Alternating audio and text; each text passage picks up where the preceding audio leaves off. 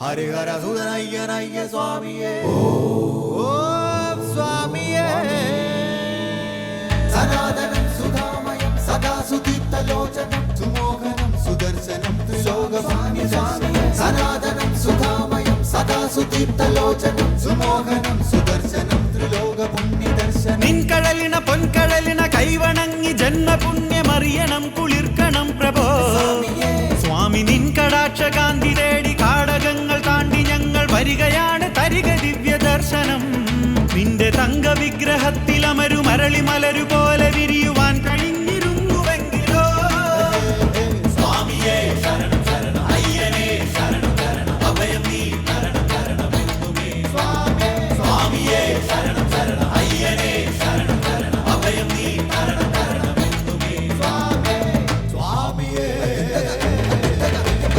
കരിമലയും അഴുതമേടും കാട്ടുകല്ലും കൂർത്തമുള്ളും കാലുകൾക്കു പരവതാനിയ സ്വാമി വാഴും ആ മലയിൽ ജാതിഭേദമേതുമില്ല സ്വാമിമാരാണവിടെ സകലരും കലിയുഗയാക ഭൂവിൽ കതിരണിഞ്ഞ ഭാവുകം മാമലമേലെ വിണ്ണിൽ വന്നുദിച്ച താരകം ശരണപഥങ്ങളിലെ പ്രണവ ദിവ്യമന്ത്രണം ജീവിതരാത്രിയിലെ സുഹൃത സൂര്യ സുസ്മിതം നിൻകടലിന പൊൻകടലിന കൈവണങ്ങി ജന്മപുണ്യമറിയണം കുളിർക്കണം പ്രഭോ സ്വാമി നിൻകടാക്ഷ കാന്തി തേടി കാടകങ്ങൾ താണ്ടി ഞങ്ങൾ വരികയാണ് തരിക ദിവ്യ ദർശനം നിന്റെ തങ്ക വിഗ്രഹത്തിലമരു മരളി മലരു പോലെ വിരിയുവാൻ കഴിഞ്ഞിരുന്നുവെങ്കിലോ സ്വാമിയേ ശരണം ശരണം അയ്യനേ ശരണം ശരണം അഭയം നീ ശരണം ശരണം എന്നുമേ സ്വാമിയേ ശരണം ശരണം അയ്യനേ ശരണം ശരണം അഭയം നീ ശരണം ശരണം എന്നുമേ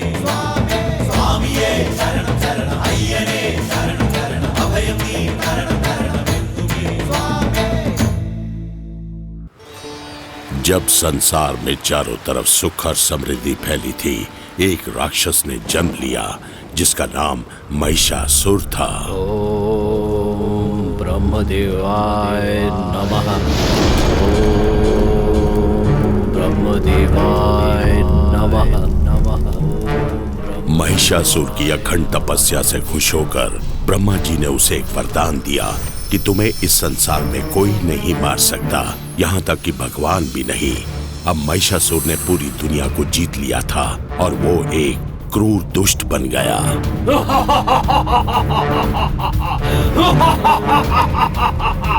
मेरे होते हुए तुम दूसरे ईश्वर को पूजोगे? तुम्हारा ये दुस्साहस! सबसे बड़ा भगवान मैं हूँ। कभी नहीं, तुम भगवान से बड़े नहीं हो। तो मरो।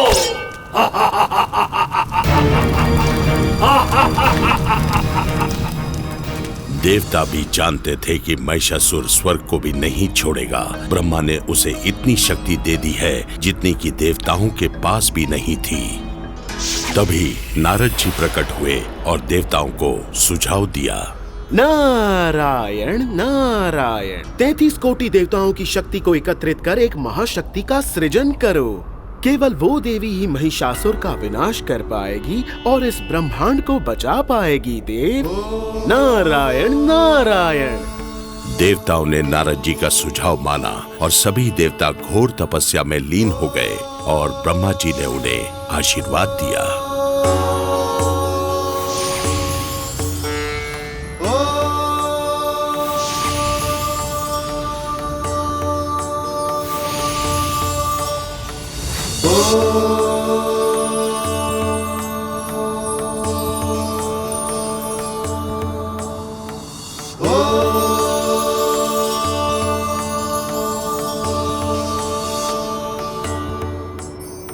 तभी देवताओं ने अपने अंश की ज्योति से एक महाशक्तिशाली देवी का सृजन किया जिसका नाम चंडी था। और वो शक्ति की देवी चंडी इस ब्रह्मांड को बचाने के लिए जन्मी थी। वो ही महिषासुर का काल थी।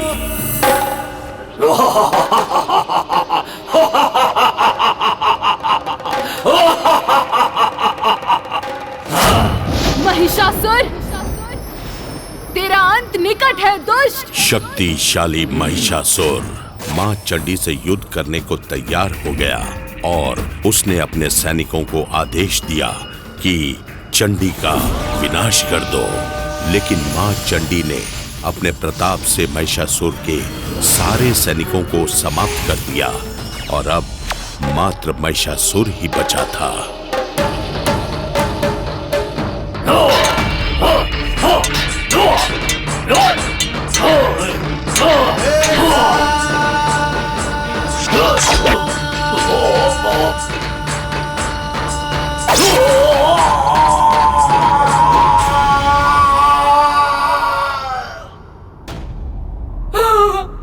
भ्राताश्री, मेरे भ्राता का वध करके किसने अपनी मृत्यु को आमंत्रित किया है, उसका सर्वनाश निश्चित है। मैं शपथ लेती हूँ, मैं शपथ लेती हूँ।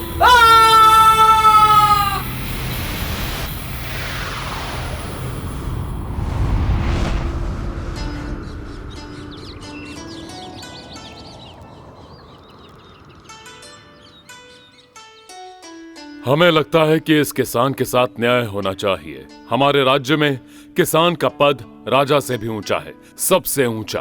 आपका आभारी हूँ महाराज, धन्यवाद। महामंत्री चक्रपाणी, ध्यान रहे कि इस तरह का संदर्भ हमें पुनः न मिलने पाए। जी महाराज।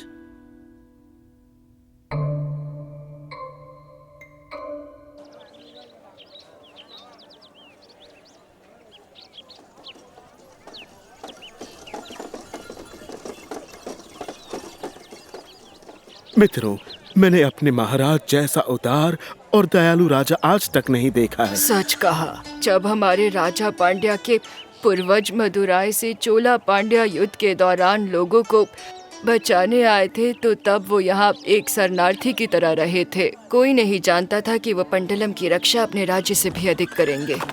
लेकिन राजा के बाद पंडलम राज्य का क्या होगा? मुझे तो ये सोचकर ही भय लगता है। हे प्रभु, हमारे राजा और रानी को एक संतान दे दो जिससे हमारे राज्य को उत्तराधिकारी मिले।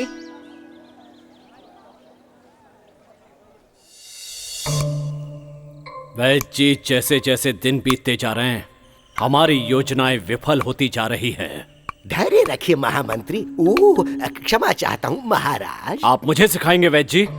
कदापि नहीं। वर्तमान राजा के बाद राज्य कौन संभालेगा? आप ही तो हैं महाराज। मुझे विश्वास है आप रानी को वो दवाएं दे रहे हैं जिनके असर से वो कभी भी मां नहीं बन पाएंगी। निसंदेह महामंत्री, राज से रसोइया बाकी का कार्य प्रवीण कर देगा। परंतु राजा बनने के बाद मुझे मत भूल जाना। मुझे महामंत्री जो बनना है। अवश्य बनाऊंगा। मुझे आप जैसे चालाक आदमी की आवश्यकता होगी। आपके बिना राजपाट कैसे संभालूंगा? मैं आपको उत्तराधिकारी नहीं दे सकती, इसलिए मेरा त्याग कर दूसरा विवाह कीजिए महाराज। नहीं महारानी, हम ऐसा नहीं कर सकते।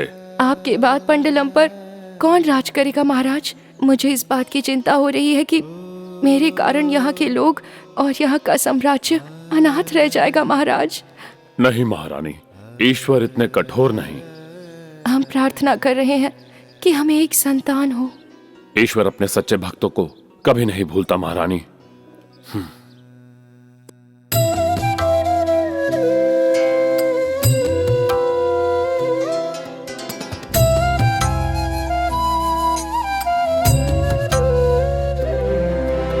കേഴുമെൻ പ്രാണനിന്നൊരു വരം നൽകുമോ? നിൻ കൃപാലോചനം അടിയനിൽ പതിയുമോ? ഡമരുവിൽ ഉണരുമാ സ്പന്ദനം ജീവനം മന്ദഹാസങ്ങളോ ചന്ദ്രസമ്മോഹനം ഈ മണൽ താരയിൽ പൂവിതൾ വിതറുമോ? പൂവിതൾ കുഞ്ഞുകാൽ മുദ്രയായി മാറുമോ? നമോ ശങ്കരം ശങ്കരം ശാശ്വതം. ഓം നമോ ശങ്കരം ശങ്കരം ശാശ്വതം.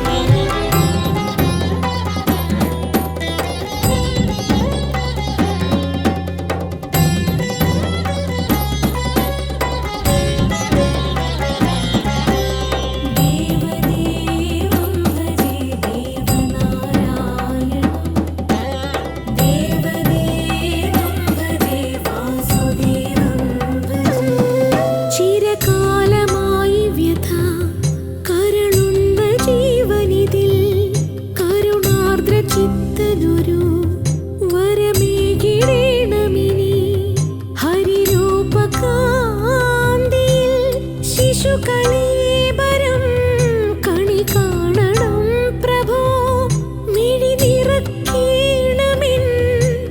देवदेवने ഒരു സാമഗാനമായി ഒരു താരകത്തിനെ വിരിയിക്കു ജീവനിൽ ദേവദേവം ഭജേ ദേവനാരായണം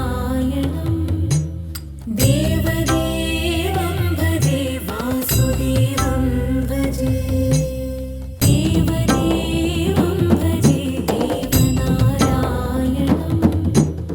ദേവദേവം ഭജേ വാസുദേവം ഭജേ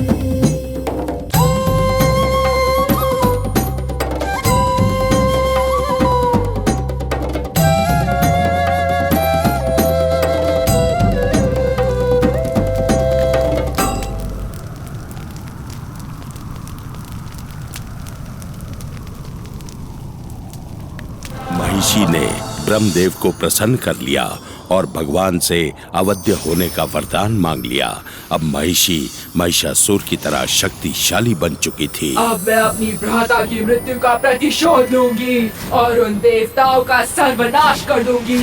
मेरा प्रतिशोध आरंभ हो चुका है।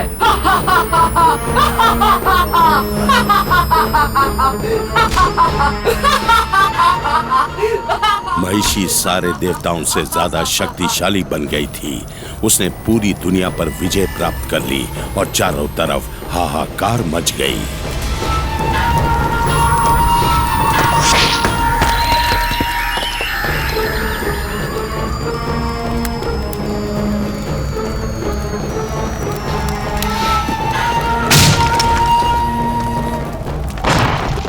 महिषी ने अपने भ्राता का प्रतिशोध लेने के लिए पृथ्वी लोक के देवताओं पर आक्रमण कर दिया। देवता भयभीत होकर भाग गए। इंद्रदेव और बाकी देवता जान बचाने के लिए त्रिमूर्ति की शरण में चले गए, लेकिन त्रिमूर्ति जो देवताओं का त्रिकूट था, वो भी महिषी के सामने हतबल थे। ब्रह्मदेव के वरदान के कारण हम में से कोई भी महिषी का वध नहीं कर सकता। जब भगवान शिव और मेरी शक्तियां एक साथ जुड़ जाएंगी और एक रूप हो जाएंगी, तो महिषी भी उस शक्ति का मुकाबला नहीं कर पाएगी। हम दोनों के अंश से पैदा हुआ एक कुमार महिषी को पराभूत कर सकता है और पृथ्वी को बचा सकता है। प्रभु, जैसा आप उचित समझें प्रभु। हर हर महादेव, हर हर महादेव, हर हर महादेव, हर हर महादेव, हरि ओम महादेव, हर हर महादेव, हरि ओम।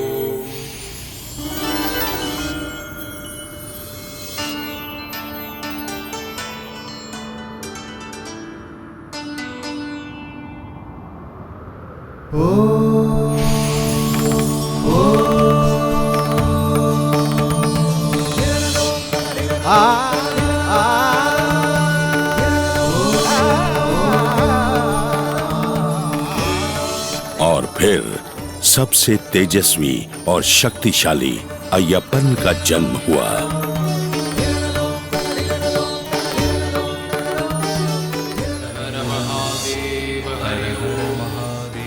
प्रभु, हमारे पुत्र की देखभाल कौन करेगा? इसका संगोपन मंडलम के महाराजा और महारानी करेंगे। वो हमारे परम भक्त हैं और पुत्र प्राप्ति की इच्छा भी रखते हैं। वे इसका संगोपन करेंगे।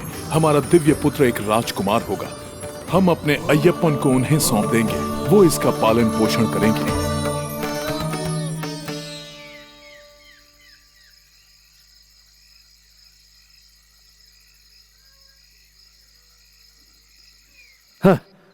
अब हमें राजा को मारकर सत्ता हथिया लेनी चाहिए। ये आप क्या कह रहे हैं? अभी सही समय नहीं आया है। अब मैं और प्रतीक्षा नहीं कर सकता। यदि आपने किसी भी तरह की शीघ्रता की तो पंडलम की जनता हमें स्वीकार नहीं करेगी। हम कल का सूरज नहीं देख पाएंगे। जनता अपने राजा के लिए प्राण देने को तत्पर है। आपकी बात पूर्णतः सत्य है, लेकिन आपके और मेरे होते हुए पंड्या से भागकर आए आश्रित को राजा बनाने की क्या आवश्यकता है? अपना स्वर मध्यम रखो महामंत्री। दीवारों के भी कान होते हैं। राजा के गुप्तचर नहीं, हमारा सोना स्वीकार करने के बाद वे हमारे गुप्तचर हैं। वे हमारी आज्ञा मानेंगे।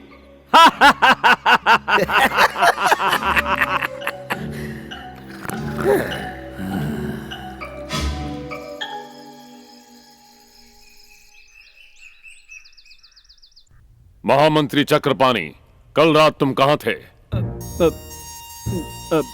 मैं यही था, अर्थात यहाँ नहीं था महाराज। मुझे समाचार मिला कि डाकू उदयन शक्तिशाली बन चुका है, उसकी जानकारी लेने गया था। महामंत्री, हम कितनी बार उसे पराभूत कर चुके हैं, आखिर वो फिर से शक्तिशाली कैसे बन गया? महाराज, सूचना मिली है कि वो लोगों को एकत्रित कर युद्ध की योजना बना रहा है। सावधानी बरतनी होगी। उदयन घायल शेर की तरह है। और मैं भी। तुमने कुछ कहा? कुछ नहीं महाराज, मैं तो सोच रहा था कि वरी, तुम यहाँ कैसे? मैं क्या सहायता कर सकता हूँ? महाराज, आप ही हमारी मदद कर सकते हैं। जंगली सुअर और बाकी जानवर हमारे खेतों को नष्ट कर रहे हैं। उन्होंने हमारे गांव में जीना मुश्किल कर दिया है। हमारी सहायता कीजिए महाराज। तुम चिंता मत करो वारिद, मैं तुम्हारी रक्षा करूंगा। एक बाड़ बनाने की तैयारी करो, सारे खेतों और गांव के चारों तरफ। आवश्यकता हो तो हमारे राजकोष से धन की आपूर्ति करो। हम आपके आभारी हैं महाराज। जंगल के देवताओं की अनुमति लेकर चलो हमारी यात्रा शुरू करें। सारे जानवरों को जंगल के अंदर खदेड़ दो, उन्हें मारना नहीं।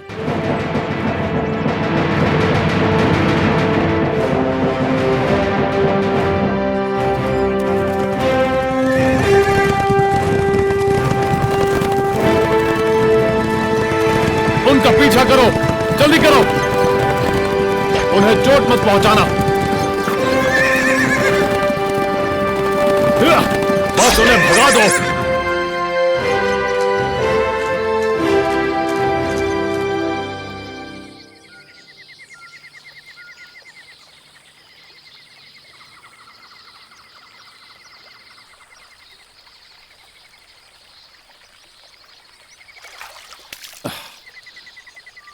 इतनी भाग दौड़ के बाद अब हम पंबा नदी के किनारे विश्राम करेंगे।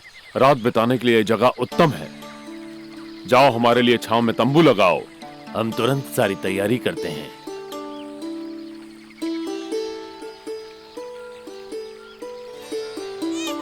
हाँ? बच्चे की आवाज।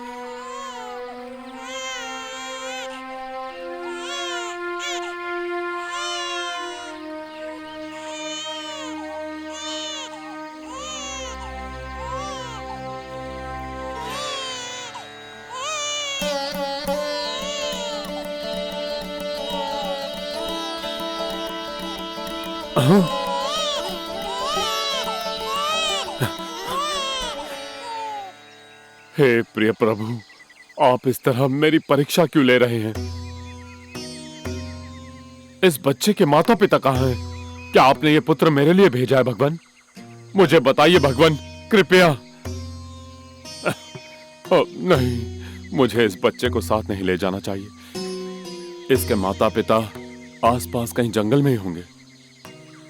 हे राजन, आप तो न्याय और गुणों के धनी हैं। आप पीठ कैसे दिखा सकते हैं? आप एक नवजात को जंगल में अकेला छोड़ देंगे? ये अशोभनीय है। अब सच कहूं तो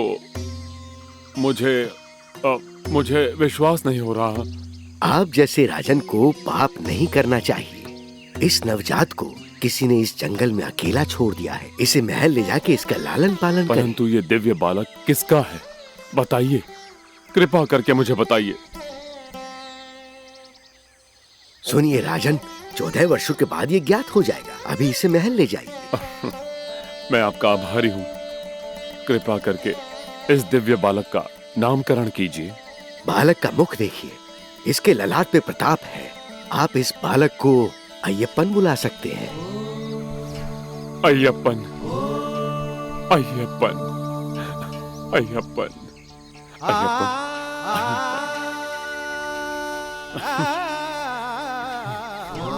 शंभु महादेव, ये आपकी ही माया है। आपने मुझे पुत्र प्रदान कर ही दिया।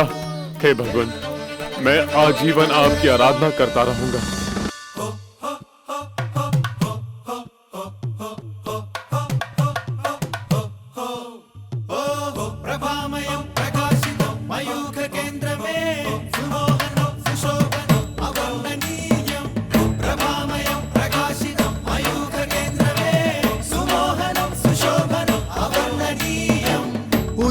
സൂര്യനാണോ ഉരുക്കു തങ്കമാണോ പിറന്ന പുണ്യരൂപൻ പ്രഭാമയൻ വിളക്കു വച്ചതാണോ വിശിഷ്ട പുഷ്പമാണോ വിരുന്നു വന്ന ദേവൻ മനോഹരൻ അനേക നാൾ കൊതിച്ചൊരി മുഖാരവിന്ദ ദർശനം ഓ മനോഭിരാമരമ്യ രൂപ ദിവ്യ ദർശനോത്സവം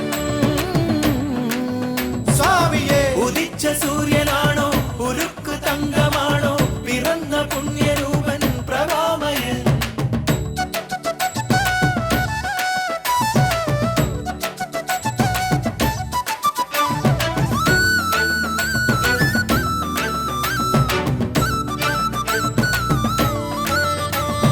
കുഞ്ഞുപാദപത്മമുദ്ര പൂത്തപൂഴി എത്ര സുന്ദരം നിത്യസുന്ദരം സുന്ദരം എങ്ങുമെങ്ങും ഉൾപ്രമോദമായി മോദമായി മണ്ണിലാകെ ഇന്ദ്രചാപമായി ഓ പന്തള രാജ്യമഖിലമൊരു നിർവൃതി ചൂടി മുകുളിത ഹൃദയമഖിലമൊരു കാകളി പാടി പന്തള രാജ്യമഖിലമൊരു നിർവൃതി ചൂടി മുകുളിത ഹൃദയമഖിലമൊരു കാകളി പാടി ഉദിച്ച സൂര്യനാണോ ഉരുക്കു തങ്കമാണോ പിറന്ന പുണ്യരൂപൻ പ്രഭാമയൻ പ്രഭാമയൻ പ്രഭാമയം പ്രകാശിതം മയൂഖവേന്ദ്രമേ സുമോഹനം സുശോഭനം അവർണ്ണനീയം പ്രഭാമയം പ്രകാശിതം മയൂഖവേന്ദ്രമേ സുമോഹനം സുശോഭനം അവർണ്ണനീയം പ്രഭാമയം പ്രകാശിതം മയൂഖവേന്ദ്രമേ സുമോഹനം സുശോഭനം അവർണ്ണനീയം हमारे सपने और योजनाएं सब धूल में मिल गए हैं वैद्य। वो जंगली बालक सबका प्रिय बन गया है। आप निश्चिंत रहिए महामंत्री, शीघ्र ही रास्ता निकल आएगा। तुम यहाँ से भागने का प्रस्ताव दे रहे हो? ऐसी बातें ना करें, इस राज्य पर आपको राज करना है। थोड़ा धीरज रखिए महामंत्री। इसका मेरे पास एक उपाय है।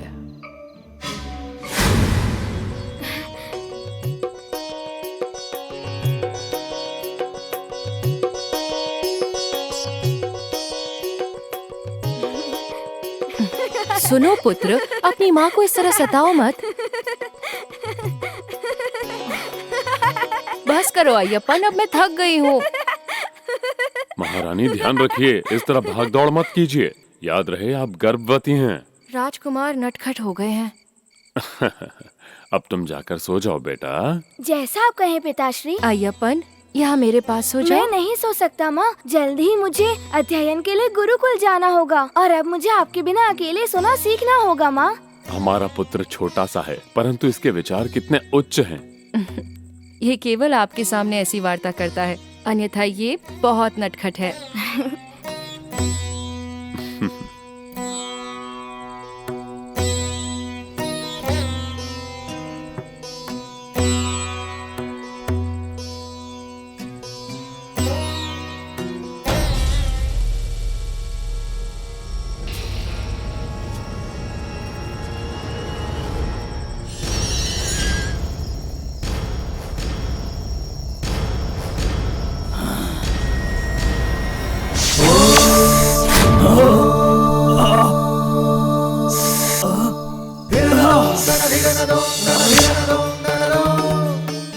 तुम एक छोटे से जंगली बालक को नहीं मार पाए, तुम्हें तो मेरी योजना विफल हो रही है।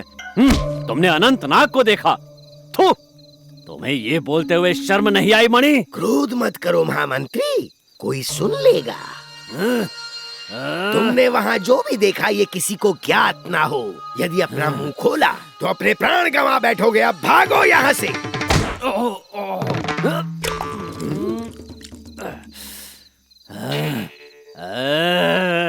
मुझे लगता है कि वो चमत्कारी बालक है, उसके पास चमत्कारी शक्ति है। तुम्हें क्या लगता है वैद्य?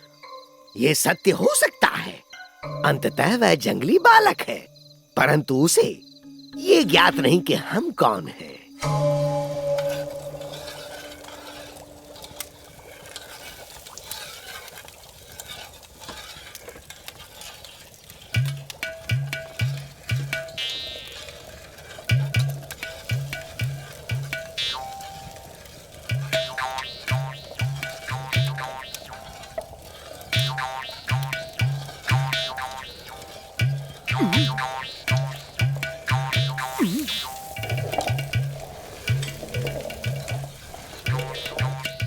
सुनो तिरुमणि, यहाँ आओ। तुम कैसे आए? तुम तो मुझे भूल ही गए जब से तुमने वो गुप्त दवाई रानी को देना बंद करने को कहा था। शिकायतें, हमेशा रोना धोना। मैं तुम्हें कैसे भूल सकता हूँ? एक तुम ही तो हो जिस पे मुझे विश्वास है। अब मैं बताता हूँ मैं यहाँ क्यों आया। ये लो, बस इसकी कुछ बूंदें तुम्हें उस जंगली लड़के अय्यप्पन की खीर में मिलानी होंगी। क्या? नहीं नहीं नहीं नहीं नहीं, यदि अयप्पन की बात है तो मैं कभी ये औषधि भोजन में नहीं मिलाऊंगा। अरे मेरे मूर्ख तिरुमणि, ये कोई विष नहीं है। मैं ईश्वर को साक्षी मान के कहता हूँ कि ये वो औषधि है जो राजकुमार लेने से मना करता है। ओह, वही पुरानी तरकीब, बच्चों को कड़वी औषधि पिलाने की, जिसे वो लेने से मना करते हैं। मैं ये औषधि उसके खीर में मिलाऊंगा। बहुत अच्छे तिरुमणि, अब मुझे जाना होगा महारानी के पास। उन्हें कभी भी प्रसव पीड़ा हो सकती है।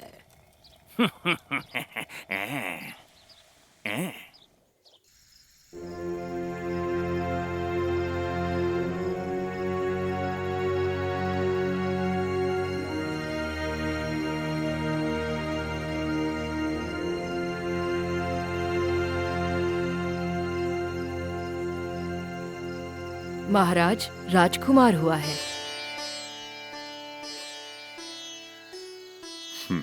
शंभु महादेव।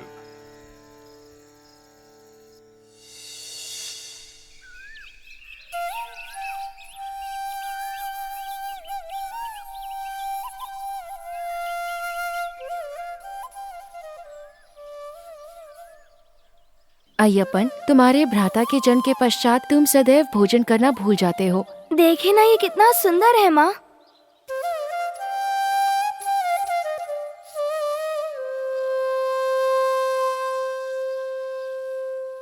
राजकुमार, महाराज जलपान के लिए आपकी प्रतीक्षा कर रहे हैं, कृपा करके चलें। महामंत्री, हमारे साथ बैठिए। कई दिन बीत गए साथ जलपान किए हुए। महामंत्री जी यहाँ भोजन ग्रहण करने नहीं आए हैं, है ना?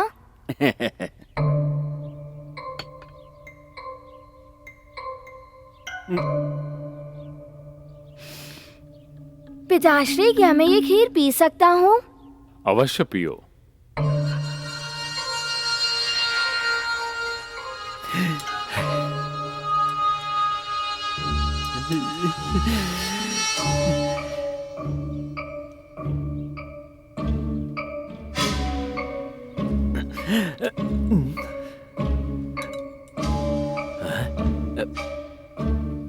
आज की खीर सचमुच बहुत स्वादिष्ट थी।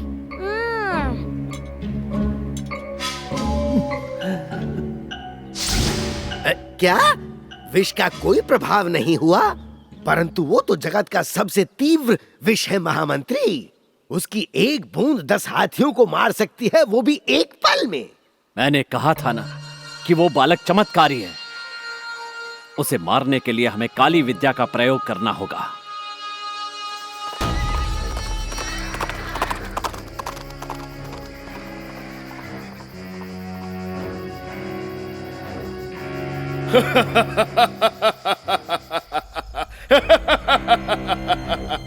एक के बाद एक घटना वैसे ही घट रही हैं जैसे मैं चाहता था। एक बार निलक्कल गांव पर हम विजय प्राप्त कर लें तो पंडलम से लेकर अंबालापुरा से कायमकुलम तक सारे राज्य हमारी मुट्ठी में होंगे। फिर त्रावणकोर भी हमारा होगा। और सरदार, हमारे गुप्तचरों ने पंडलम राज्य के कुछ शक्तिशाली लोगों से मित्रता कर ली है। पंडलम पर आक्रमण करने की जल्दबाजी मत करना। पहले निलक्कल, फिर रानी और कोनी। एक बार ये राज्य हमारे अधीन हो जाएं, तो पंडलम जीतना आसान होगा। मैं खुद पंडलम के राजा की नाक काटकर कांच की पेटी में संभाल कर रखूंगा। पंडलम के लोगों का मानना है कि निलक्कल के लोगों की शक्ति निलक्कल के मंदिर में है। हमें पहले उस मंदिर को ध्वस्त करना होगा। वह देवता उन्हें शक्ति प्रदान करते हैं। कौन सी शक्ति? हमारी सेना की योजना पिछली बार ध्वस्त हुई, बस इतनी सी बात। उस मंदिर या वहाँ के भगवान में कोई शक्ति नहीं है, झूठ है। देखिए सरदार, हमें केवल आपकी आज्ञा चाहिए उस मंदिर को धूल में मिलाने के लिए। अगर आपकी आज्ञा है तो हम उस मंदिर को ध्वस्त कर देंगे। यदि हमारे सैनिक यही चाहते हैं तो आज रात ही आक्रमण करो, परंतु सावधान रहना। जैसा आप कहें सरदार।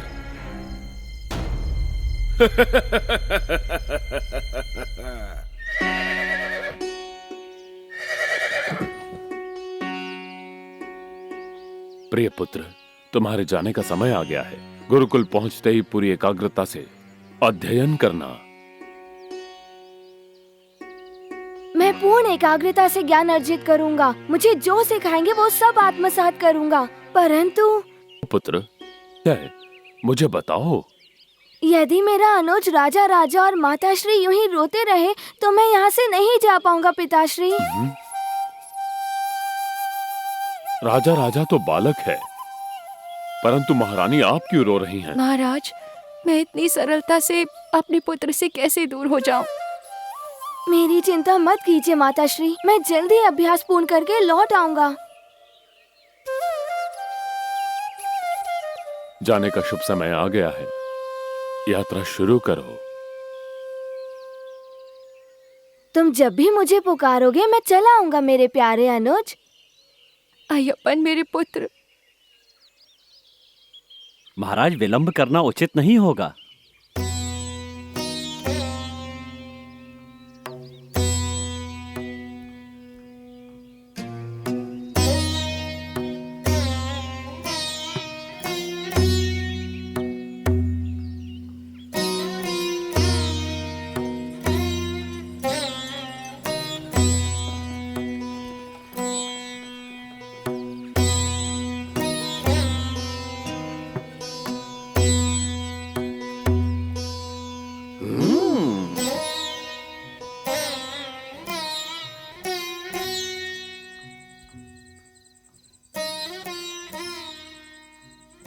महाराज, आप संध्या प्रार्थना में उपस्थित क्यों नहीं थे? अय्यप्पन के जाने के बाद सब कुछ सुना सुना लग रहा है। मुझे उसकी बहुत याद आ रही है। पूरे साम्राज्य और मुझे भी ऐसा ही प्रतीत हो रहा है। महाराज, अय्यप्पन के आगमन के पश्चात हमारे जीवन में कई विशेष बातें घटी हैं। हमें संतान प्राप्त हुआ, हमें लूटने या हमसे युद्ध करने उदयन लौट कर नहीं आया। खेत खलियानों में फसल फल फूल रही है। बीमारी और दरिद्रता नष्ट हो गई। हर तरफ केवल सुख शांति और समृद्धि का वास है। हमारा पुत्र भगवान हरिहर का वरदान है, परंतु महारानी, मैं अपने पुत्र के बिना नहीं जी सकता।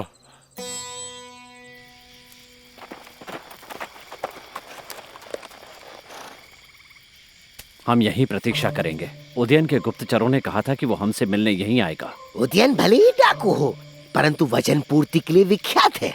उदयन हमें अपना एक व्यक्ति देगा जो काली विद्या में माहिर होगा। वो उस बालक को सरलता से मार देगा अपनी शक्तियों से, और इस बार हम नहीं हारेंगे।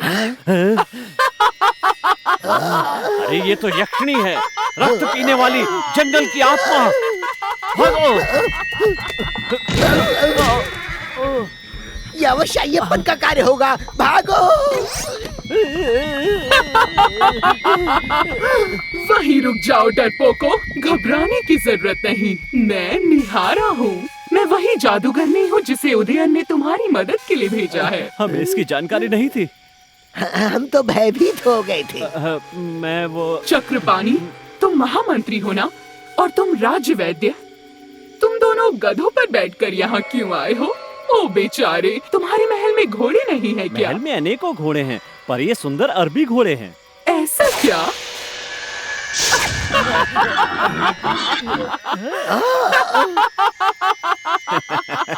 तुम अकेले ही पर्याप्त हो उस जंगली बालक को मारने के लिए। कहाँ है वो लड़का? सिर्फ इतना बता दो और बाकी चीजें मैं देख लूंगी, समझ गए? और हाँ, इसके बदले में क्या करना है तुम्हें पता है ना? हाँ, हमें पता है। कल रात को ही हमने अपनी सेना निलक्कल से पीछे हटा ली है। मुझे बस अपनी योजना के बारे में बता दो।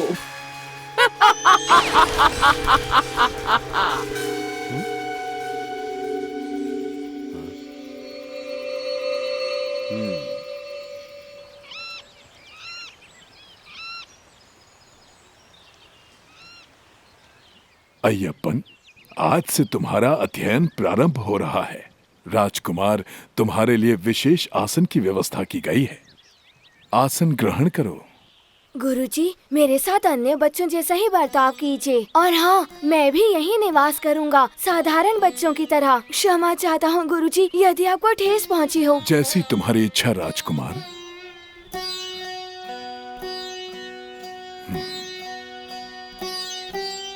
ये कोई साधारण बालक नहीं है।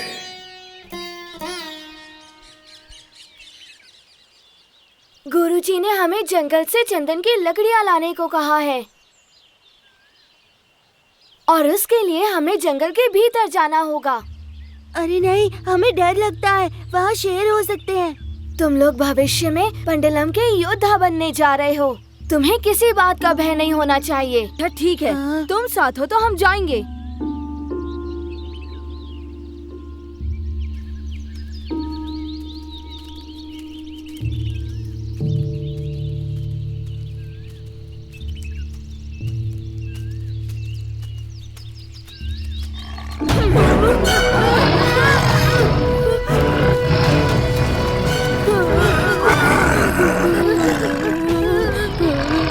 पीछे हट जाओ।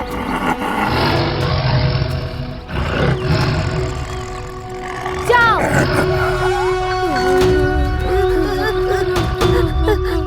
भयभीत मत होना, जानवर बहुत आज्ञाकारी होते हैं। मैंने कहा जाओ तो वो चले गए।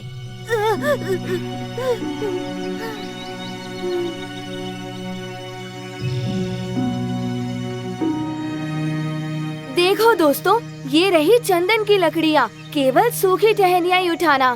ठीक है अय्यप्पन। अय्यप्पन!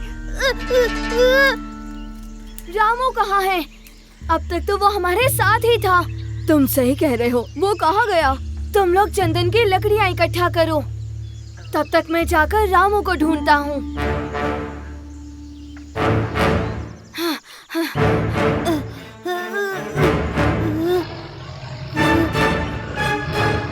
अय्यप्पन, बचाओ मुझे!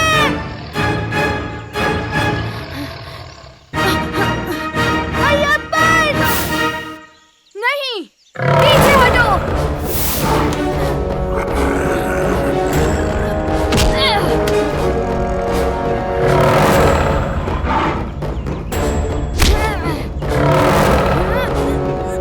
तुम ऐसे नहीं मानोगे, तो ये लो।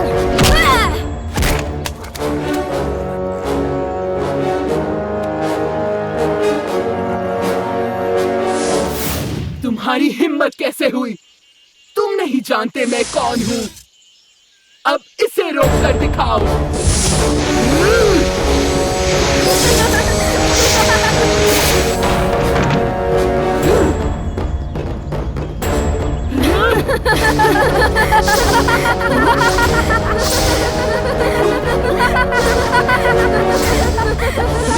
जादूगर बालक!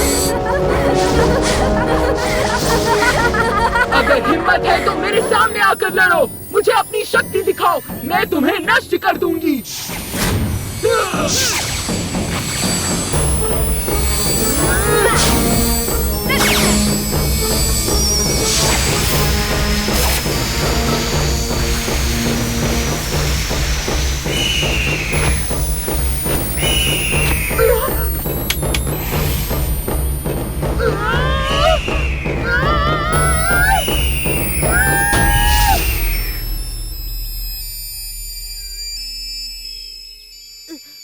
रामू, क्या हुआ था? नेत्र खोलो।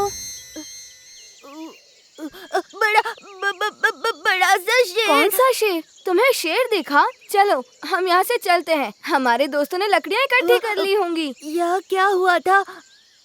शेर कहाँ है? तुम मेरे साथ चलो, मैं तुम्हें सब समझाता हूँ। महामंत्री, हमारे पुत्र ने 18 पुराण पूरे कर लिए और उपनिषद भी। इतने कम समय में?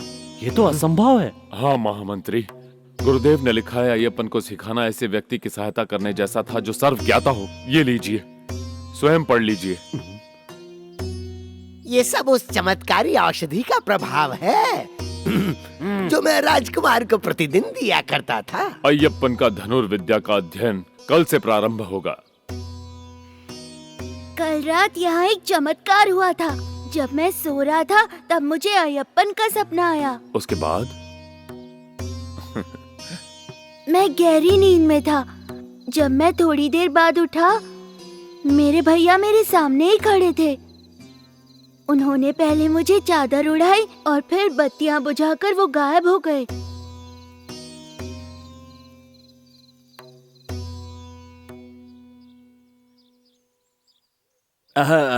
ये केवल आपका स्वप्न था।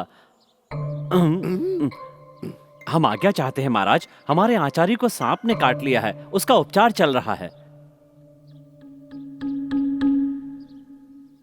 हमारी योजना फिर असफल हो गई। मैंने सुना है कि अय्यप्पन के गुरु ज्ञान में गुरु वशिष्ठ के समान हैं और गुरु द्रोणाचार्य की तरह अजय धनुर्धर हैं। ऐसा प्रतीत होता है हमारे सारे द्वार बंद हो रहे हैं। चिंतित ना हो वैद्य, कुछ द्वार बंद हो गए तो क्या, हम नए द्वार खोलेंगे। अपने नेत्र और मस्तिष्क से ध्यान केंद्रित करो अपने लक्ष्य पर। नेत्र सिर्फ लक्ष्य पर होनी चाहिए। अब एक एक करके तीर चलाओ।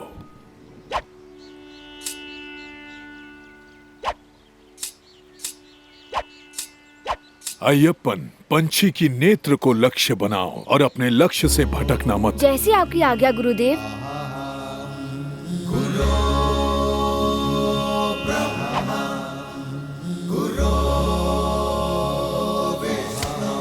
अद्भुत। अब अंतर गति, ऊंचाई और लक्ष्य।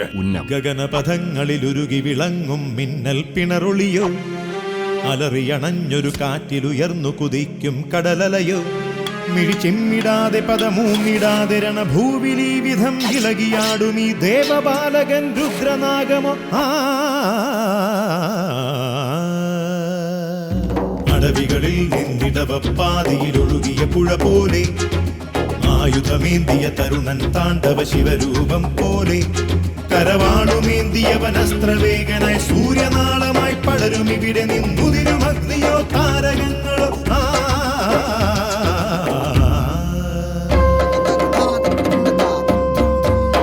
ആരെയും പുണരും മാനസം, നിർഭയം നിത്യനിരാമയം, ആമുഖം അർക്കമനോഹരം, ആസുരം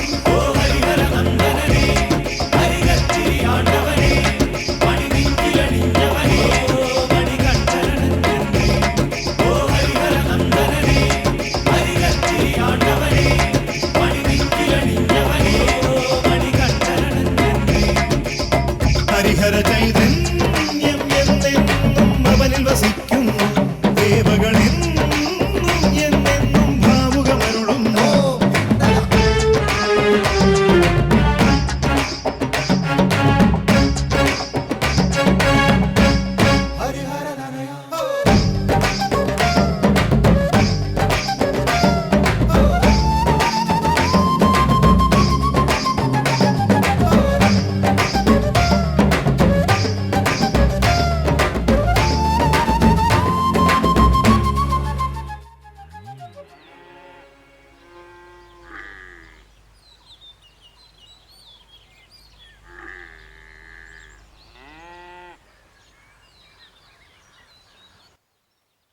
अय्यप्पन, मैंने तुम्हें सिर्फ स्मरण कराया है, तुम्हें तो पहले से ज्ञात था। कलरी पयट्टू के कुछ दाव शेष हैं और तुम्हारा प्रशिक्षण पूर्ण हो जाएगा। अतः कलरी गुरु के पास जाना होगा। चिरताला के चिरपन चिरा के कुरूप सर्वोत्तम गुरु हैं। आप किसी और की सराहना कर रहे हैं। वो जरूर अपनी कला में सर्वश्रेष्ठ होंगे। उनसे शिक्षा प्राप्त करने के पश्चात तुम निपुण हो जाओगे और राजा बनने के योग्य हो जाओगे। बाएं घूमो, नीचे झुको और फिर अपने प्रतिस्पर्धी पर हमला करो। सुनो केशव, लड़ते वक्त आंखें खुली होनी चाहिए। अपने पीछे देखो। प्रणाम गुरु कुरूप। ओह, तो आप हैं। महान गुरुदेव यहाँ खुद पधारे हैं। आपसे मिलकर मैं धन्य हो गया। बहुत अंतराल के बाद मिले, मुझे आशीर्वाद दीजिए। ये कौन है? मेरा शिष्य है। ये यहाँ युद्ध कला सीखने आया है, सर्वश्रेष्ठ गुरु से। पर ऐसी कौन सी विद्या है जो मुझे ज्ञात है, आपको नहीं? उत्तरी और दक्षिणी युद्ध कला के अलावा तुम कई और युद्ध कलाओं में निपुण हो। मैंने उचित कहा ना? ये बालक साधारण नहीं लगता। ये है कौन, आप बताएंगे? अवश्य बताऊंगा। पहले बताओ, क्या तुम इसे सिखाओगे? अवश्य, शुरू करते हैं। अय्यप्पन, प्रशिक्षण के लिए तैयार हो जाओ। पकड़ो इसे, पकड़ लो। अद्भुत! इस कला में सारे योद्धाओं के हाथ घायल हुए थे, वो असफल हो गए।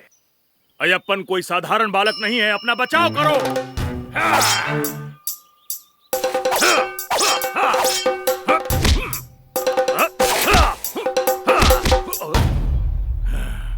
आक्रमण करो।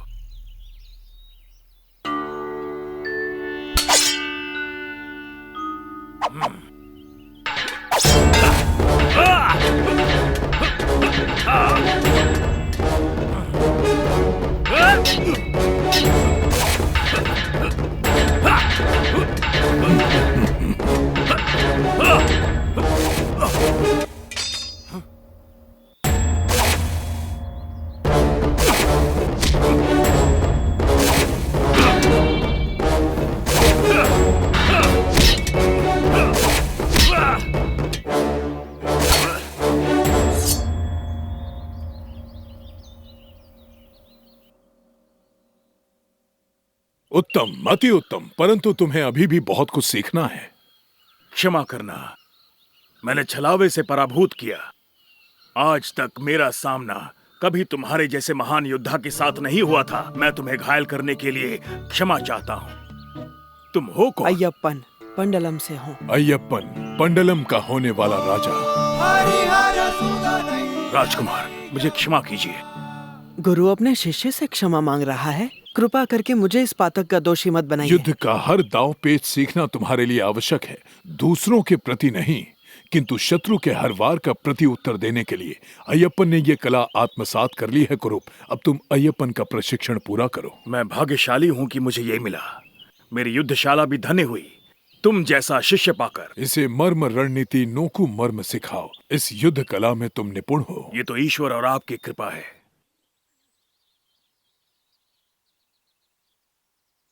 महारानी की जय हो। बोलिए महामंत्री। मैं आपसे एक वार्ता करने आया हूँ। आप मुझसे क्या वार्ता करना चाहते हैं? आपको तो सब ज्ञात है। ये सत्य है, लेकिन मेरे प्रश्न का उत्तर केवल आप ही दे सकती हैं महारानी। पूरे राज्य में केवल आप ही हैं जो ये गुत्थी सुलझा सकती हैं। सुनिए माँ, क्या आपका वो चित्र पूरा हो गया? चलिए बाहर चलकर देखिए, बगीचे में बहुत सारी सुंदर तितलियाँ आई हैं। चलिए मेरे साथ। क्या सचमुच? कौन से रंग की पुत्र? माँ चलिए खुद चलकर देखिए, वो खूबसूरत फूलों की तरह लग रही हैं। चलिए ना। तुम चलो पुत्र, मैं थोड़ी देर बाद आती हूँ। शीघ्र आना माँ, नहीं तो वो सब की सब चली अभी आती हूँ जाएंगी। पुत्र। बताइए महामंत्री, आप क्या जानना चाहते हैं? महारानी, महाराज गुरुकुल से लौटते ही अय्यप्पन को राजा घोषित करने वाले हैं। हाँ तो? महारानी, मेरा तात्पर्य है कि महाराज ने इतना बड़ा निर्णय आपसे पूछकर लिया या नहीं? महाराज राज्य संबंधित निर्णय मुझसे पूछकर नहीं लेते, और ये मेरा कार्य नहीं है। ऐसे निर्णय तो वे आपसे परामर्श करके लेते हैं। आपसे एक विशेष बात कहना चाहता हूँ। आपको क्या लगता है, मुझसे पूछा जाता तो क्या मैं इससे सहमत होता? अय्यप्पन एक दिव्य और तेजस्वी बालक है। यदि वो राजा बन जाए तो इसमें बुराई क्या है? प्रजा भी उससे अत्यंत प्रेम करती है, और विशेष बात वो योग्य है। ये सारी बातें सत्य हैं, किंतु इसका तात्पर्य ये नहीं है कि राज राजा जिसे महारानी ने जन्म दिया है वो तेजस्वी नहीं है, क्योंकि मेरे लिए वो दिव्य बालक है। राज राजा आपकी कड़ी तपस्या का फल है, और उसका जन्म आपकी प्रार्थनाओं का परिणाम है। आप कहना क्या चाहते हैं महामंत्री? आपकी सहजता देखकर आश्चर्य होता है महारानी। जंगल में मिला बालक दिव्य है और आपकी कोख से जन्मा बालक सामान्य है।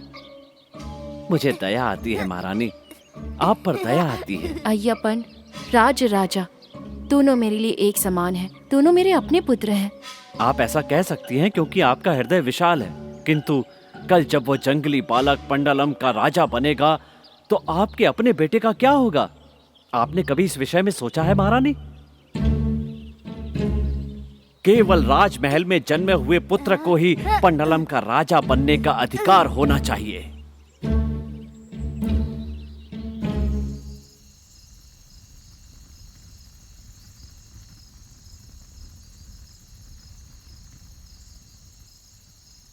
गुरुजी, आपके द्वारा दी गई शिक्षा पूर्ण हो चुकी है। कृपया बताएं, मैं आपको गुरु दक्षिणा में क्या भेंट दूं?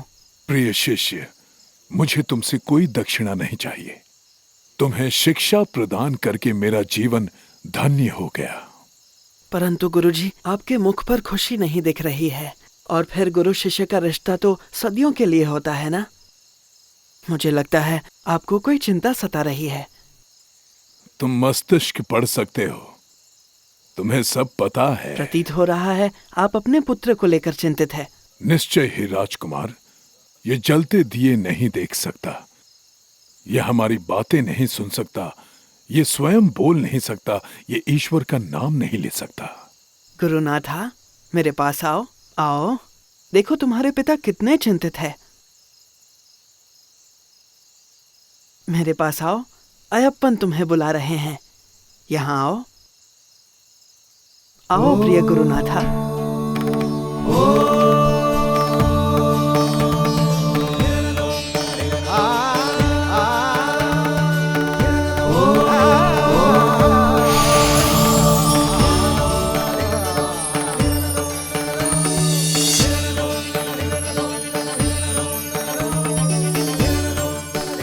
गुरुनाथा, अपनी आंखें खोलो और इन्हें देखो।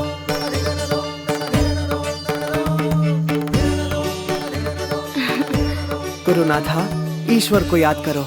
स्वामी अयप्पा, स्वामी अयप्पा। स्वामी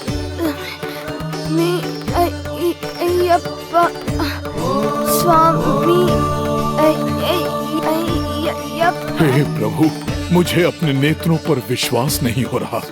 तुमने इसे पुनर्जन्म दिया है और मेरी पीड़ा दूर कर दिया। ये पर तुमने मुझे सब कुछ दे दिया राजकुमार। गुरुदेव, इंसान कितना भी महान क्यों ना हो, वो हमेशा अपने गुरु से छोटा होता है। ये सब आपकी शिक्षा और आशीर्वाद का असर है। अयप्पन। स्वामी शरणम अयप्पन। स्वामी शरणम शरणम अयप्पन।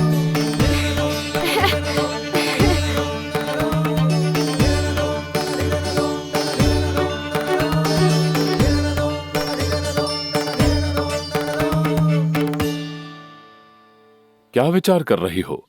क्या किसी विचार को लेकर विचलित हो? महाराज को मेरा स्मरण हो ही गया। महाराज, आपको केवल राजपाट और अपने पुत्र अयप्पन में रुचि है। मेरी और मेरे पुत्र की किसी को चिंता नहीं। आज अयप्पन गुरुकुल से लौट रहा है और उसके आने पर वही राजपाट संभालेगा और मैं चिंता मुक्त हो जाऊंगा। उसके बाद हम दोनों अपना शेष जीवन ईश्वर की आराधना में व्यतीत कर पाएंगे। आप कितने दयालु हैं। वो तो मैं हूँ ही। चलिए चलते हैं, वो यहाँ पहुँचता ही होगा। कितने दिन हो गए हमें अयप्पन को गले लगाकर। आप जाइए, मेरा स्वास्थ्य ठीक नहीं, मैं नहीं आ पाऊंगी। मेरा मन विचलित हो रहा है। महारानी, आप विश्राम कीजिए, मैं राजकुमार को लेकर आता हूँ। मेरा पुत्र अयप्पन। पिताश्री।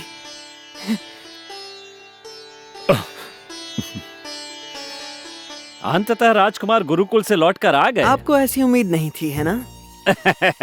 अरे नहीं नहीं, सूचना मिल जाती तो आपके स्वागत की तैयारी करके रखते। महाराज, हमारी मदद कीजिए। महाराज, मदद कीजिए, मदद कीजिए। महाराज, महाराज। ओह, ये क्या? ये मंदिर के हाथी शंकरन का महावत है ना? जी महाराज।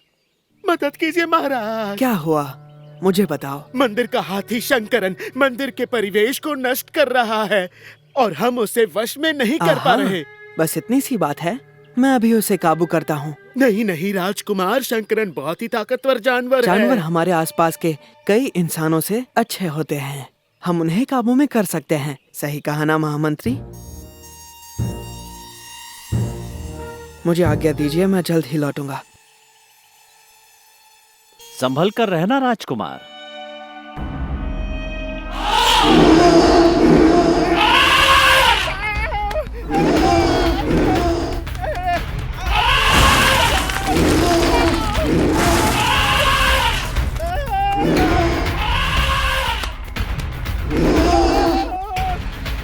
तुम ये क्या कर रहे हो शंकरन?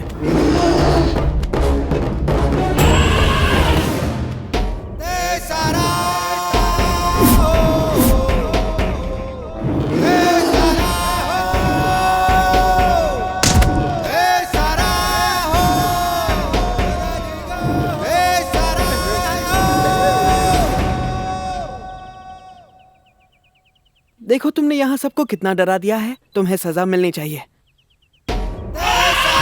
शरारती हाथी, चलो अब राजमहल चलते हैं।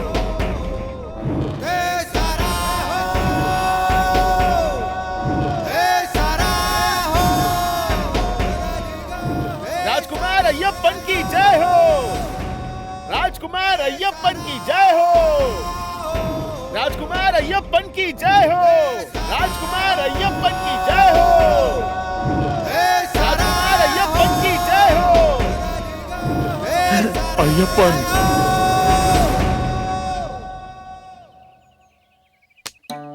मंदिर के पटाखों ने इसे डरा दिया था, इसलिए ये बेकाबू हो गया और दौड़ने लगा। बस इतनी सी बात थी, है ना शंकरन? देखो ये भी सहमत है। मैंने कहा था ना युवराज, शंकरन अति शांत हाथी है, इसे बालक भी वश में कर सकते हैं। माताश्री कहाँ है? उनका स्वास्थ्य ठीक नहीं। ओ तो अंततः तुम्हें मेरा स्मरण हो ही गया। क्षमा चाहता हूँ, आशीर्वाद दीजिए। भैया, आपको ये हाथी कहाँ से मिला? आपके गुरुकुल से? क्या आप इसे मुझे देंगे? भ्राता, मैं ये हाथी तुम्हारे लिए ही लाया हूँ। ये तुम्हारा है। नहीं, कदापि नहीं। ये हाथी उन्मत्त और खतरनाक है। नहीं, मुझे वो चाहिए। माँ, मुझे वो हाथी चाहिए। मुझे वो हाथी चाहिए। मैंने तुमसे मना किया ना, अब हट मत करो। चलो मेरे साथ। सुनिए माताश्री, ये हाथी कुछ नहीं करेगा। मेरे पुत्र के लिए क्या उचित है मैं जानती हूँ। तुम इस विषय से दूर रहो। तीर निशाने पर लगा है।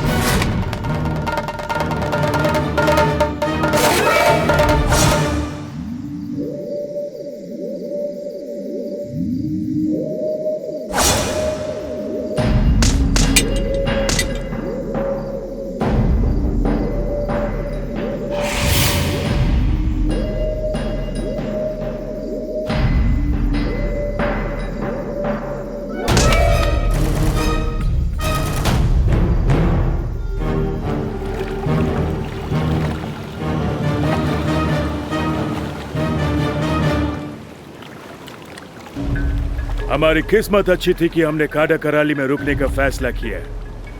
अल्लाह के रहम से हमारा जहाज भर चुका है। सरदार, तो हम अगली लूट के लिए कहीं और की तैयारी करें? अभी नहीं। हमारे पास जो खजाना है वो जमींदारों ने यहाँ के रहने वाले गरीबों से लूटा है। अब हमें ये खजाना गरीबों में बांटना होगा। हमारे हुक्म की तामील की जाए। जी सरदार। ओह, अशुभ समाचार है। तुर्किस्तान से आए वावर नाम के लुटेरे ने कायमकुलम राज्य में कोहराम मचाया है। ये कैसे हो गया महामंत्री? महाराज, मैंने कोई और ही नाम सुना था, हैले, बब्बर या और कुछ, लेकिन ये समुद्री लुटेरा है। यदि पहले से तुम्हें इसका ज्ञात था तो हमें क्यों नहीं बताया? बताने ही वाला था। कायमकुलम तंबुरन कई पीढ़ियों से हमारा निष्ठावान दोस्त रहा है। पिताश्री, हमें उनकी मदद करनी चाहिए। अगर आप कहें तो मैं इस वावर का सामना करूं? नहीं मेरे पुत्र, तुम ये नहीं कर पाओगे। यह वावर बहुत क्रूर है। एक जवान अनुभवी राजकुमार उसे नहीं हरा पाएगा। मैं बस अपने ज्ञान का प्रयोग करना चाहता हूँ। मुझे सिर्फ आपका आशीर्वाद चाहिए। वावर कोई पागल हाथी नहीं जिसे आप वश में कर लेंगे। आप उसे केले दिखाकर वश में नहीं कर सकते। मुझे आपसे किसी परामर्श की जरूरत नहीं। मेरे महाराज, आज्ञा दीजिए। यदि तुम यही चाहते हो तो अपने साथ सेना लेकर जाओ। मैं अकेले जाऊंगा पिताश्री। उदयन को खबर मिली कि पंडलम से सेना निकली है, तो आप जानते हैं कि इसका परिणाम क्या होगा। मैं जानता हूँ, पर कुछ सैनिक तो अपने साथ लेकर जाओ। अकेले मत जाना पुत्र। पिताश्री, हमें कायमकुलम के तंबुरन को संदेश भेजना चाहिए कि वो चिंता ना करें, और मैं तुरंत निकल रहा हूँ। महारानी, अगर मुझसे पूछे तो उस जंगली बालक में कोई दिव्य शक्ति नहीं है। जब से वो यहाँ आया है निरंतर अनिष्ट समाचार मिल रहे हैं। पहले हाथी शंकरन निरंकुश हो गया, अब एकाएक तुर्किस्तान से समुद्री लुटेरे आ गए। उदयन हमला कर सकता है। कृपा करके कुछ कीजिए। अगर अब भी आप शांत रहीं तो आपको पुत्र के साथ पंडलम छोड़ना होगा। महामंत्री, मैंने उसका पालन पोषण किया है, वो मेरे पुत्र समान है। महारानी, आपको स्मरण है कि उसने राजकुमार को पागल हाथी पुरस्कार स्वरूप दिया था। वो राजा को मारकर मार्ग से हटाना चाहता था। मैं ऐसा नहीं कर सकती। मैंने अपना निर्णय ले लिया है। यदि महाराज को पता चल गया तो आप जानते हैं कि उन्हें कितना दुख होगा। वैद्य, कुछ कहते क्यों नहीं? महारानी को बताओ। ये योजना कोई नहीं जान पाएगा। बताओ, महारानी को बताओ। महारानी, भयभीत मनुष्य कभी विजयी नहीं होता है। यदि वावर ने उसे जाने दिया या अय्यप्पन ने अपनी माया से वावर को पराजित भी कर दिया, तो उसी पल से वह पंडलम का सिर्फ राजपुत्र नहीं होगा, वह उसी पल पंडलम का राजा बन जाएगा। तो समय ना गवाएं, अन्यथा पश्चाताप करना पड़ेगा। ठीक है, मुझे विचार करने का समय दीजिए।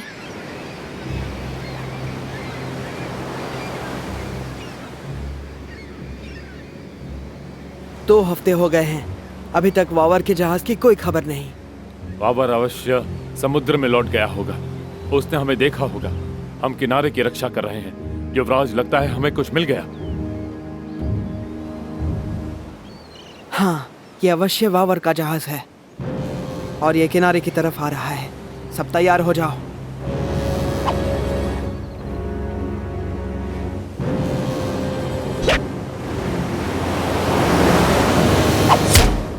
सरदार, ये तीर देखिए। ये तीर नहीं, हमारे लिए चुनौती है। चलो किनारे चल के उन्हें दिखा। वल्ला, आखिर ये जाबाज कौन है? सरदार, चलिए वापस चलें। आज तक हम पीठ दिखाकर भागे नहीं हैं और आज भी नहीं भागेंगे, वो भी जब मेरी बराबरी का दुश्मन मेरा इंतजार कर रहा है।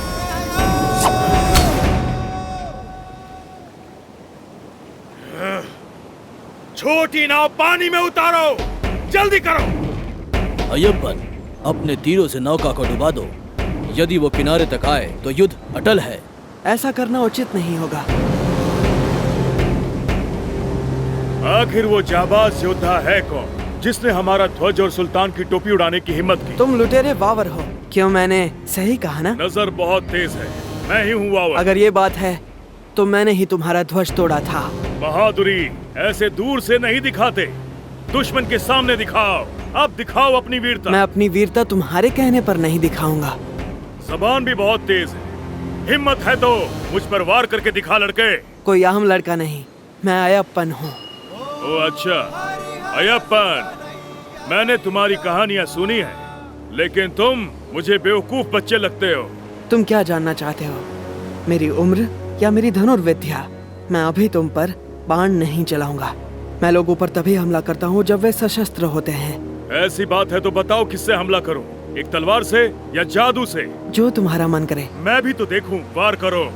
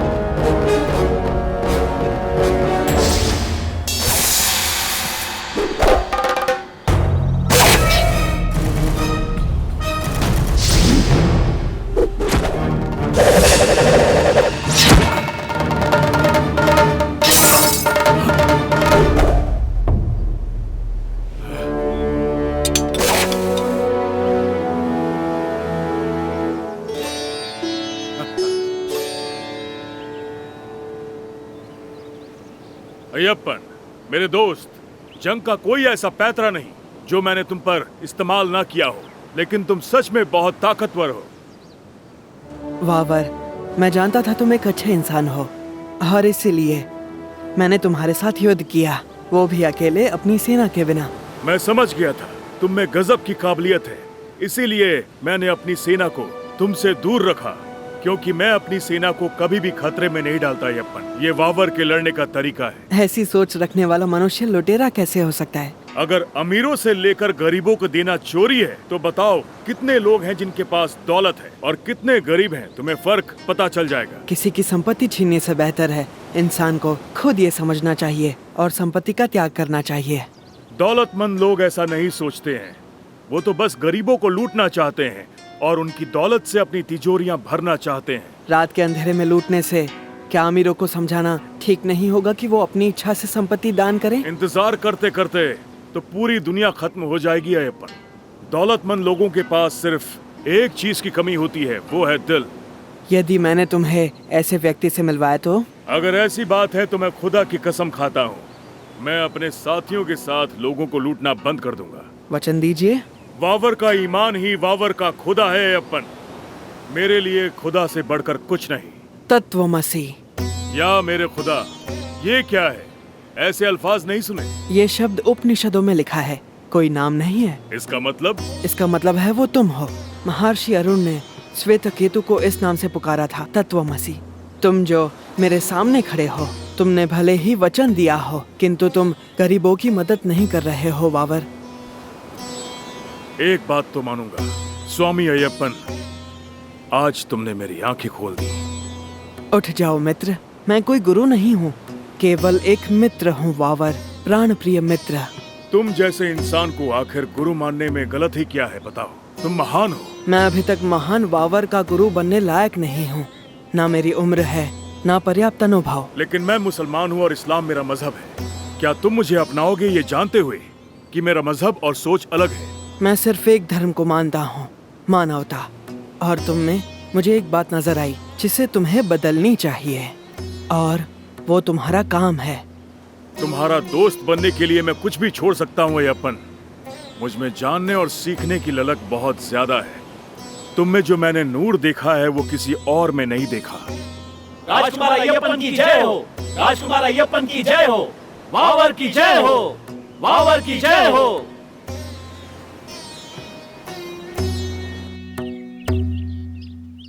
महामंत्री, तुम्हें ये आश्चर्य की बात नहीं लगती कि हमारे गुप्तचरों को आक्रमण की सूचना नहीं? समझा नहीं महाराज, आप क्या बात कर रहे हैं? उद्याना ने सिर्फ निलक्कल प्रदेश नहीं जीता, बल्कि वहाँ सब कुछ तहस नहस कर दिया। अब वहाँ कुछ नहीं बचा। मैंने सोचा नहीं था कि ऐसा होगा। आपको कैसे पता चला महाराज? हमारे राज्य में आज भी कुछ लोग हैं जो अपने राजा के प्रति स्नेह रखते हैं। पहले युवराज को कायमकुलम से लौटने दीजिए, उसके बाद वो उद्यान को संभालेगा और हमारे पूरे राज्य को भी।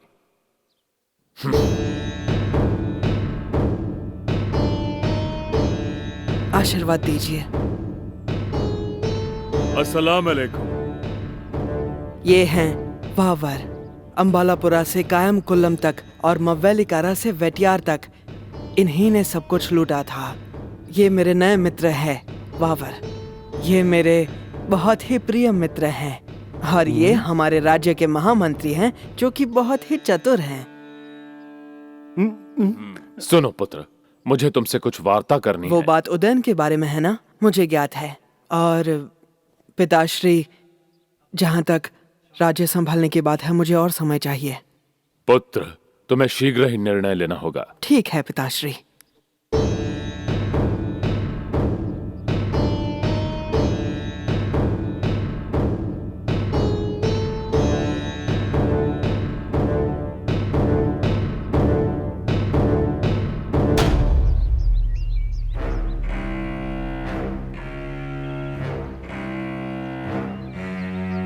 हमारा करीमाला किले में प्रवेश करते ही समझो हम जीत जाएंगे। ये युद्ध हमें सिर्फ जीतना नहीं है या उदयन की सेना ध्वस्त करना नहीं है, हमें अपनी राजदेवी की पुनर्स्थापना करनी होगी, और इसीलिए तुम में से हर एक को उत्तरदायित्व निभाना होगा। वरीद, पोला चुरक्कल के व्यापारी और वावर हमारे साथ होंगे इस युद्ध में हमारी सहायता के लिए। इस्लाम मेरा मजहब है और मैं तुम सबकी एक भाई की तरह मदद करूंगा। मैं डेरे तैयार करूंगा ताकि तुम सबको जरूरत का सामान मिल सके। एरुमिली से लेकर करीमला तक की सारी जिम्मेदारी मेरी होगी और मैं तुम सब के लिए हथियारों का इंतजाम करूंगा। साथ ही मैं कुछ अरबी और ईरानी सिपाही भी लेकर आया हूँ। अय्यप्पन के साथ मिलकर हम दुश्मन को हरा देंगे। खुदा हमारे साथ है। शत्रु को पराभूत करने के लिए शारीरिक सामर्थ्य पर्याप्त नहीं होगा, हमें मानसिक रूप से तैयार होना होगा और इसीलिए तुम्हें 41 दिन प्रशिक्षण लेना होगा। मांस और मदिरा से दूर रहिए और जानवरों की बलि चढ़ाना बंद कीजिए। ब्रह्मचर्य का पालन कीजिए। तुम्हारे मन और शरीर का शुद्धिकरण होगा। तुम शक्तिशाली बन जाओगे और विजय हमारी होगी। स्वामी अय्यप्पन की जय हो। स्वामी अय्यप्पन की जय हो। स्वामी अय्यप्पन की जय हो। आज से हमें एकजुट होना होगा। इसका मतलब हमारा धर्म एक होगा और इसीलिए हम में से हर कोई स्वामी होगा। हम सबका नाम और औहदा समान होगा। स्वामी रक्षा कीजिए। स्वामी रक्षा कीजिए। स्वामी रक्षा कीजिए। स्वामी रक्षा कीजिए। स्वामी रक्षा कीजिए। स्वामी तुम्हारी रक्षा नहीं करेंगे। पहले वो अपरिचितों को महल में लेकर आ गया और अब ये स्वामी का नाटक। हमें अब अपनी अंतिम चाल चलनी चाहिए।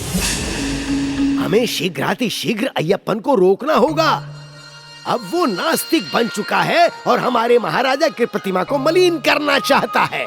वो जंगली बालक वावर को मारने की बजाय महल में लेकर आ गया।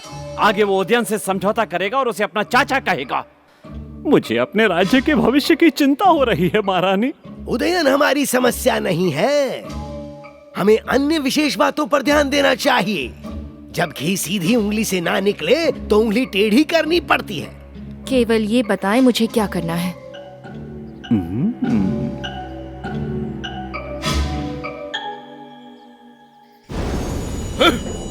पिछले 1 महीने से पंडलम की सेना हमारे साथ युद्ध करने की तैयारी कर रही है और हमें इस बात की भनक तक नहीं। पंडलम में हमारे गुप्तचर मवेलिकारा और रानी ने अब तक हमें इस बात की जानकारी क्यों नहीं दी? वावर के लोगों ने हमारे जितने गुप्तचर थे उन सबको पकड़ लिए हैं सरदार। अय्यप्पन की सेना कभी भी आक्रमण कर सकती है। मैं शपथ लेता हूँ कि किसी को भी जीवित नहीं छोड़ूंगा, कि हार निश्चित है। हमने जंगल के हर पेड़ पर अपना एक आदमी बिठाया है जो वहां छुप कर बैठा है और अय्यप्पन की सेना पर आक्रमण कर देगा। किसी पर दया मत करना। उदयन के साथ युद्ध उनकी अंतिम युद्ध होगी। हम उन्हें पराजित करेंगे।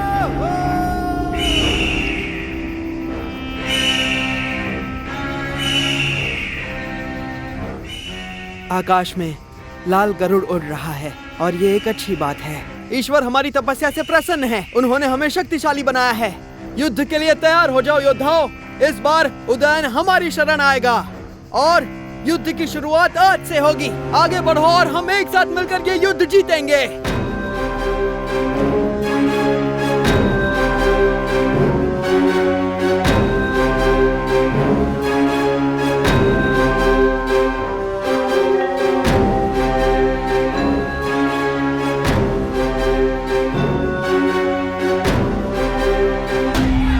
हमला करो।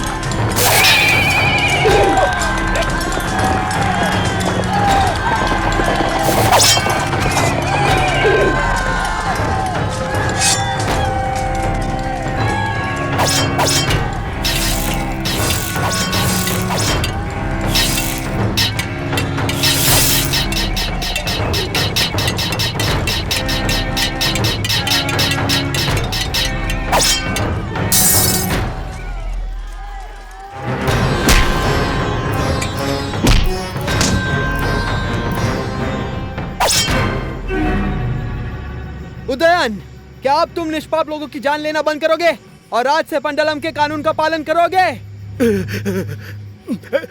मुझे मारना मत, मुझे मारना मत। मैं हार स्वीकार करता हूँ, मैं नियमों का पालन करूंगा।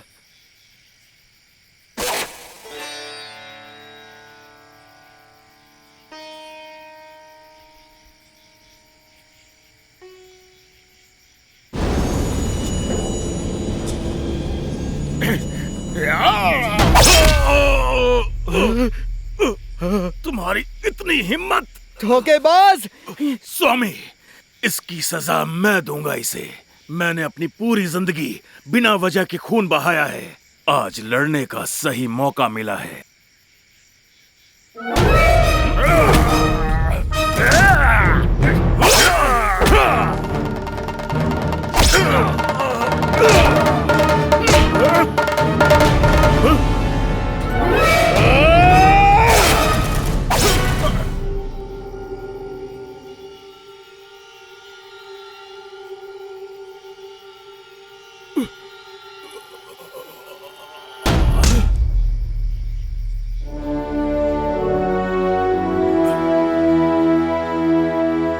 वावर, अपने घावों पर जड़ी बूटियां लगाओ ताकि और खून ना बहे।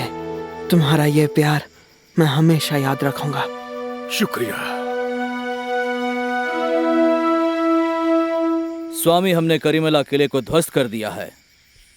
हमें उदयन को भी अग्नि देनी चाहिए। घोषणा करो हम ये युद्ध जीत चुके हैं।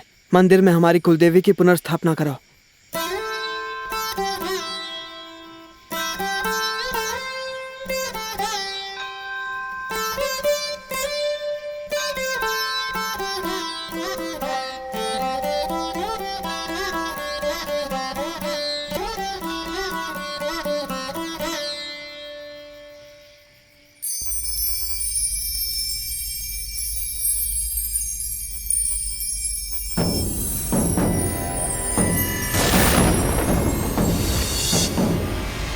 नारायण नारायण नारायण नारायण। यहाँ नारायण का अस्तित्व नहीं महर्षि। यहाँ मैं ही नारायण और नारायणी हूँ, समझ गए? ओह, क्षमा कीजिएगा, मैं तो ये विवशतावश कह गया। मनुष्य के पूजनीय देवता कहाँ हैं? कहाँ छिपे बैठे हैं? मैं उनसे युद्ध करने के लिए विचलित हूँ। आपसे लड़ने की क्षमता किसमें है महान महिषी? आपने तो तीनों लोग को पराजय किया है। कोई नहीं लड़ेगा। नारायण। ये सत्य है। परंतु मैंने कुछ सुना है। क्या सुना तुमने? क्या देवता मुझ पर आक्रमण करने वाले हैं? नहीं नहीं नहीं नहीं, मैंने सुना है कि पृथ्वी लोक से कोई आपको ललकार रहा है, और जो आपको ललकार रहा है वो आपको शबरी जंगल में ही मिलेगा। चुनौती?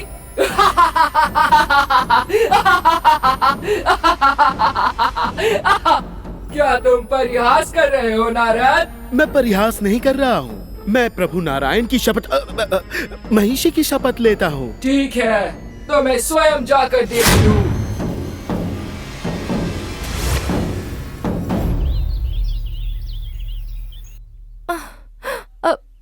अब मेरी मृत्यु निश्चित है। हे प्रभु, मेरी रक्षा करें।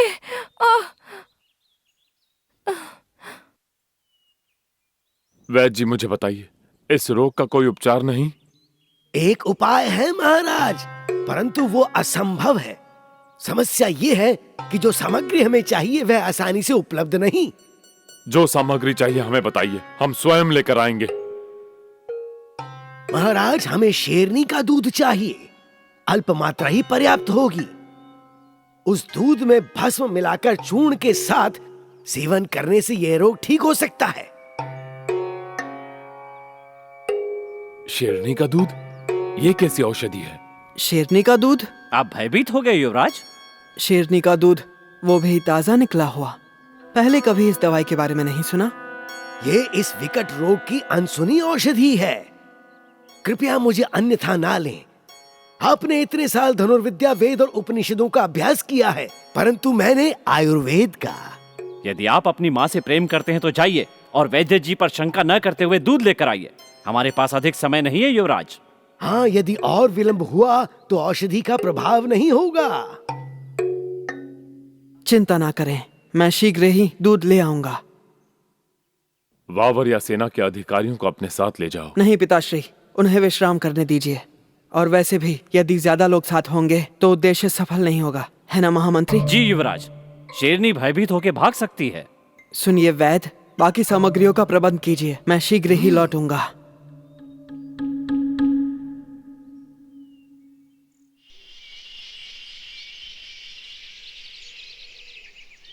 शेरनी अवश्य ही इस जंगल में होगी।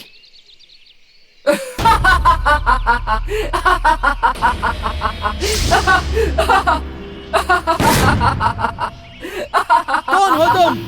तुम कौन हो? मेरा नाम है अयप्पन।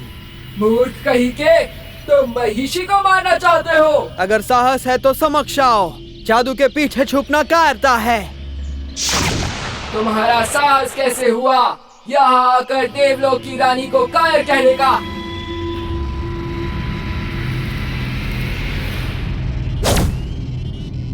तुम्हारा खूबसूरत शरीर और तेजस्वी आंखें देखकर मेरे मन में अलग भाव उमड़ रहे हैं। तो क्या तुम मेरे स्वामी बनना चाहोगे? मैं इस प्रस्ताव को स्वीकार नहीं कर सकता। मेरे जन्म का उद्देश्य है तुम्हें मारकर असुरी वृत्ति को नष्ट करना और धर्म की पुनर्स्थापना करना। इसलिए मैं तुम जैसे असुरों के समूह का विनाश कर दूंगा। क्या मैंने सच सुना? चलो देखे तुम कितने शक्तिशाली हो। पृथ्वी पर सबसे बड़े मूर्ख हो तुम।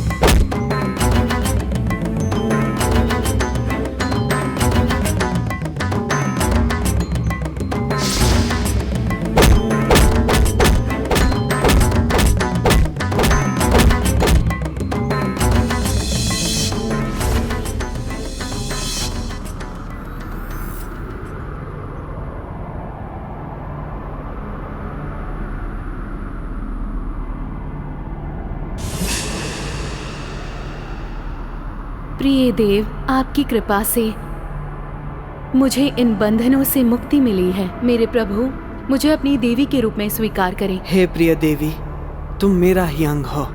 मैंने इस जीवन काल में ब्रह्मचर्य का पालन करने की प्रतिज्ञा ली है। देवी का दर्जा प्राप्त होगा।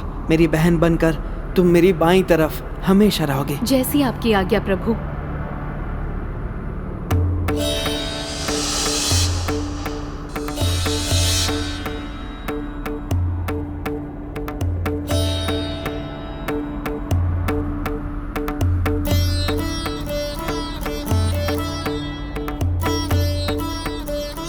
मेरे पुत्र, तुमने अपना अवतार कार्य पूर्ण कर लिया।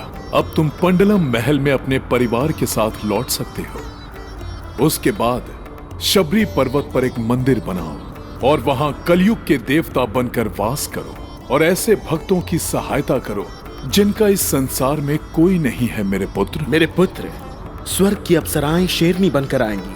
भगवान शेर के बच्चों का रूप धारण करेंगे। स्वयं इंद्र शेर का रूप धारण करेंगे ताकि तुम उन पर विराजमान हो सको।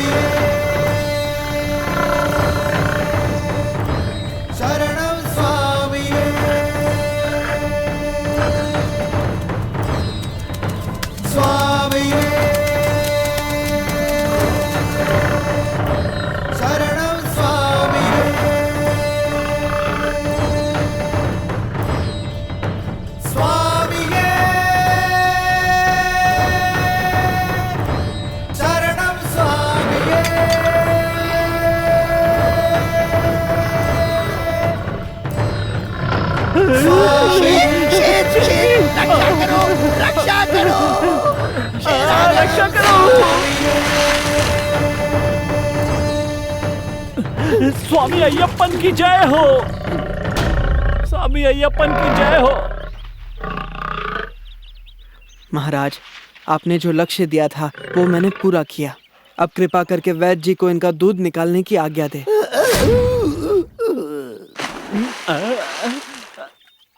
हे ईश्वर, अब मुझे स्मरण है वर्षों पहले पंबा नदी के किनारे जो मुझे कहा गया था, आप स्वयं ईश्वर का अवतार हैं। हम सबको क्षमा कीजिए और पंडलम के सिंहासन को स्वीकार कीजिए। कल रात ही महारानी का स्वास्थ्य ठीक हो गया।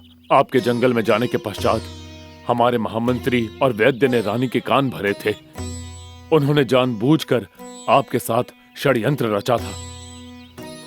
कृपया शेरों को वापस भेजिए और मुझे क्षमा कीजिए। क्षमा मत मांगिए। जो कुछ हुआ वो ईश्वर की इच्छा थी, इनकी नहीं, और इस वजह से इनसे वो पाप हो गए जो ये करना नहीं चाहते थे। हे ईश्वर, आपकी इच्छा मेरे लिए आदेश है। अपना राजपाट और देश सही वक्त पर मेरे प्रिय भ्राता राज राजा के हाथों सौंप। मेरा अवतार कार्य अब पूरा हो गया है। मैं अब यहाँ से एक तीर चलाऊंगा। वो जहाँ गिरेगा वहाँ एक मंदिर बनाइए। एक मंदिर बना? जी हाँ पिताश्री। जो भाविक जन पंबा में स्नान करके वहाँ मेरी पूजा अर्चना करेंगे, उनकी मनोकामनाएं पूरी हो जाएंगी और उनके दुख नष्ट हो जाएंगे।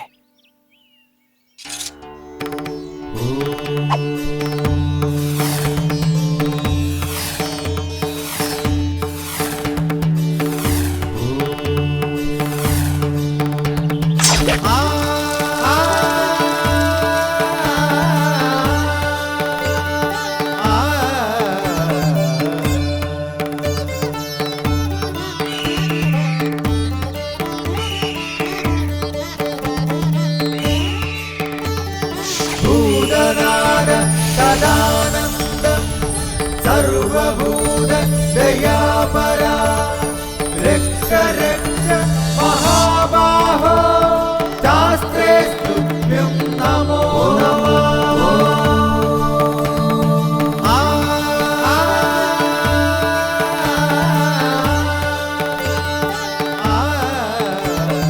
भूतनाद सदानन्दं सर्वभूत दयापरा रक्ष रक्ष महाबाहो शास्त्रे स्तुभ्यं नमो नमः भूतनाद सदानन्दं।